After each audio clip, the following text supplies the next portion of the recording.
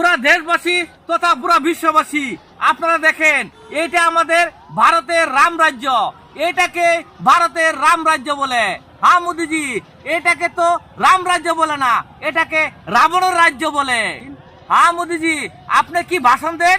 ভাষণও বলেন সবকা সাথ সবকা বিকাশ সবকা বিশ্বাস, এটাকে বলে সবকা সাথ সবকা বিকাশ সবকা বিশ্বাস।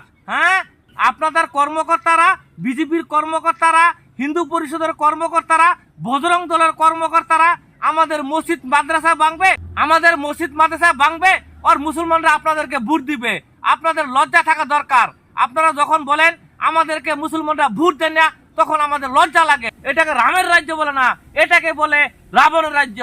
দেশবাসী তথা ভারতবাসী, পুরা বিশ্ববাসী আপনারা দেখেন, মোদির কার্যকালে, মোদির শাসনে দেখেন ভারতের মুসলমানদের মসজিদ কেমনে করে ভাঙ্গে চুরমার করে দেওয়া হচ্ছে।